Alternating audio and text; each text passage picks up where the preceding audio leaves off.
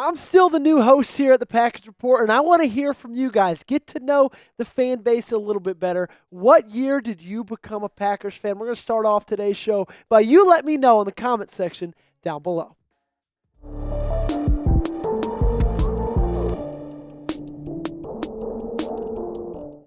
Could there be a reunion in the works?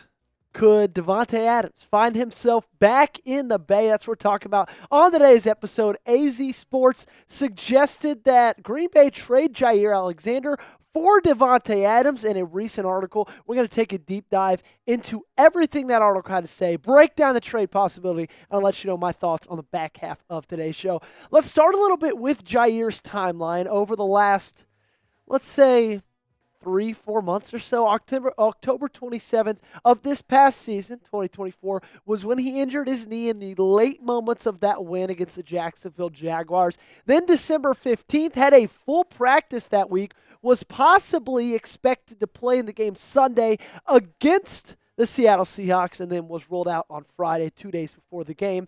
And then December 31st, he had that arthroscopic knee surgery. Matt LaFleur spoke to media the day after on New Year's Day and told everybody, you know what, he is possibly, most likely out for the season, barring a Super Bowl run.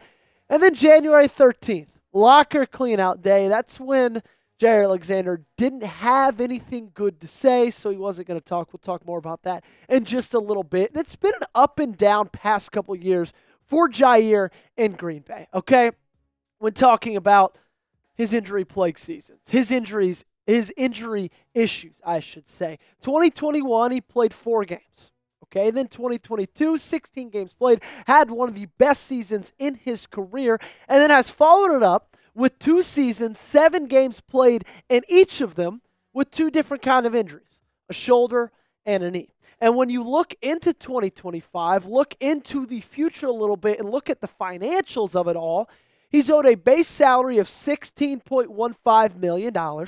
He's got a cap hit of $25.48 million. And it makes you scratch your head, and it makes you wonder, do we want to keep this guy on this team? That's going to be a $25.48 million cap hit if he doesn't really even want to be here. And at the end of the season, when it's all said and done, the players clean out their locker rooms, this is the coveted time to speak to them for the last time until OTAs. So you expect something, you know what, we're going to come back with a vengeance next year, man.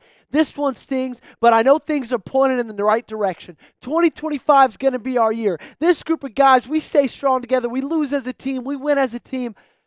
Not from Jaire Alexander, right? Kelly Hallinan had this tweet and said, when Jaire Alexander was asked to speak with the media at locker room cleanout, he declined, saying he doesn't even know if he's going to be here next year. Said he didn't have anything good to say, so definitely wasn't going to talk. And I guess you could look at that in a positive light and say, at least he didn't badmouth anybody. At least he was a little bit mature and saying, you know what, if I don't have anything good to say, I'm just not going to talk. But also at the same time, why even say that sentence? Why not just decline and say, you know what, guys, I'm sorry.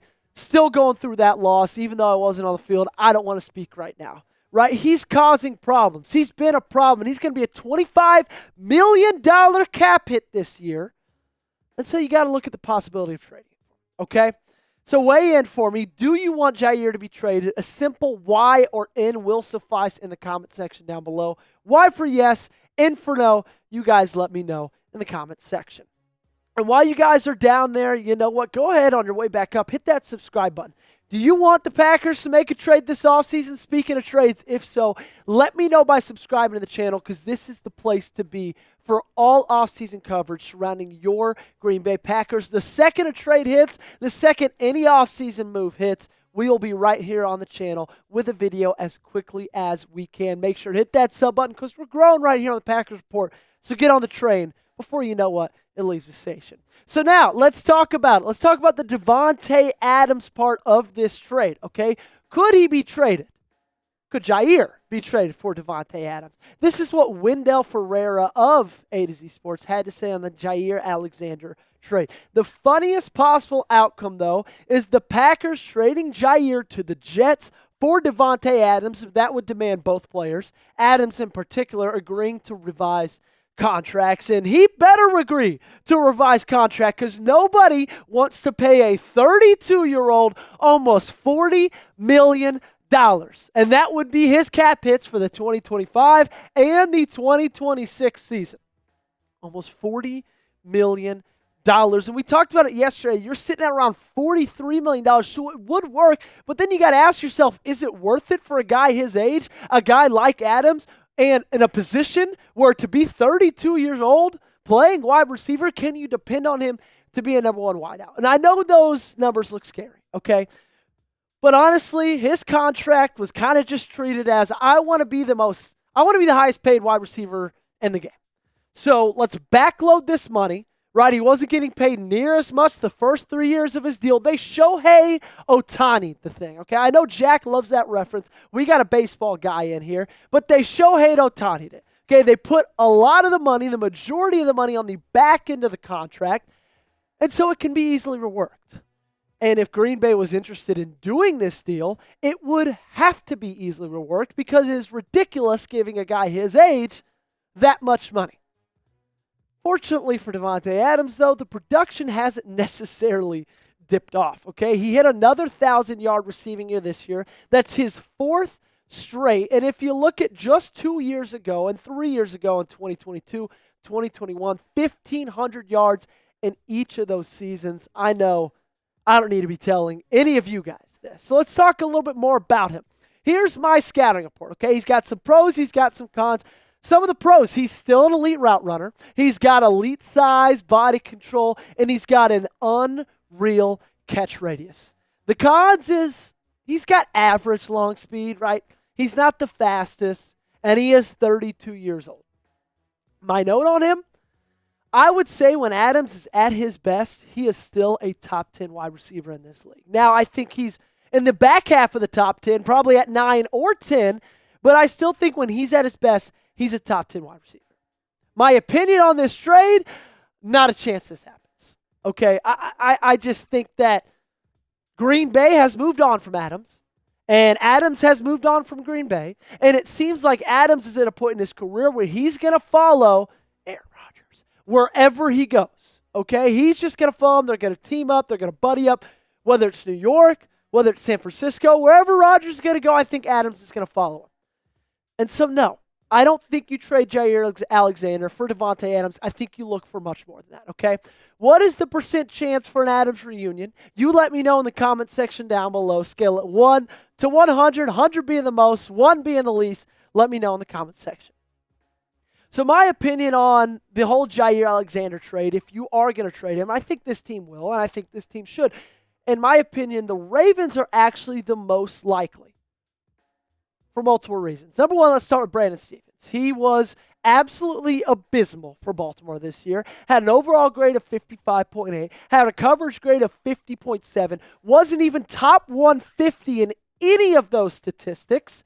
And Jaire Alexander, while he hasn't been on the field a ton in the past couple of years, we all know he's a lot better than that.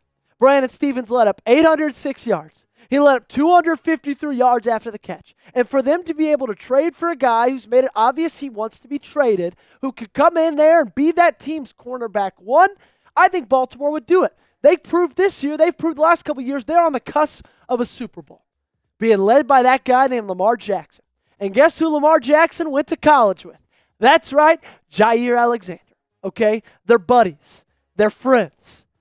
I think Lamar has made it pretty obvious that Jaire Alexander is a guy he likes being around and a guy that he wouldn't mind being around sometime in the future. And the relationship didn't just stop in Louisville. Jack, if you could throw up that photo right under that, it's a picture of them after a game just a couple years ago, right? The love between these two guys is obvious. Thank you, Jack. It's shown.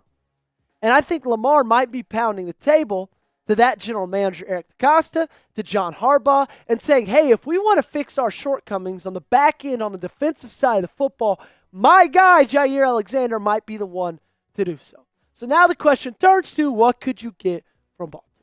Thanks so much for tuning in, everybody. Really do appreciate you guys watching. It's been an awesome week already on the Packers Report, adding a ton of subs, ton of likes, ton of videos. We got a whole lot more coming up the rest of this week. So make sure you guys hit that subscribe button to never miss a moment the green and gold.